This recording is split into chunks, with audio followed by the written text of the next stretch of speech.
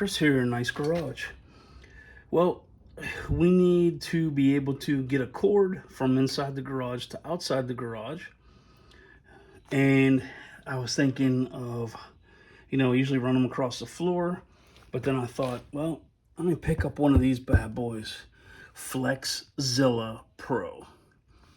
60 foot, 12 gauge wire, good for 15 amps. Thicker wire, so it'll handle a little bit more juice. For anybody that doesn't know what the amperage is and the gauge of the wire and what that means, but sometimes we have to work outside. A lot of times we have to work outside, I should say. So I'm gonna hang this up on the wall and test it out, see how it goes. Okay, so I just cut the box open and getting ready to pull this up. I wanted to see how pretty simple this is. There's not much to it. This is the cord. Get this out of here. It's fairly heavy, believe it or not. Pretty impressed by that. Let's see if I can grab this with one hand. And apparently not. Okay, so this is actually fairly heavy. You can see the size of my hand. Basically, you're looking at about maybe 13, 14 inches in diameter.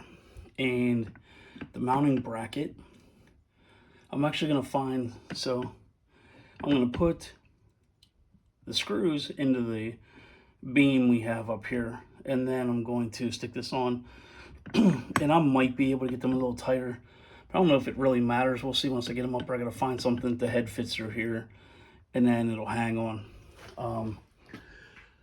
But here's the beam that I'm going to mount that probably right here, because then I have enough cord to get to the outlet here that we have here. So I'm going to find me some bolts, or screws, find me some screws.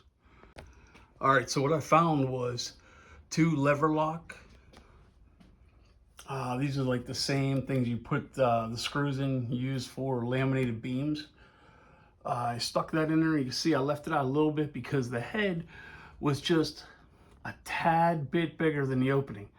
So I left it out and it went right on from the side, and I was able to push it on. It's holding very well, so I won't have to worry about the fact that they're not tight. Plugged it in, so it has a light there that lets you know it's on, and it has a light there that lets you know it's on. So it actually pulls out real easy, and there you go. Goes back in real easy. So this is a real nice piece, real nice adder for us.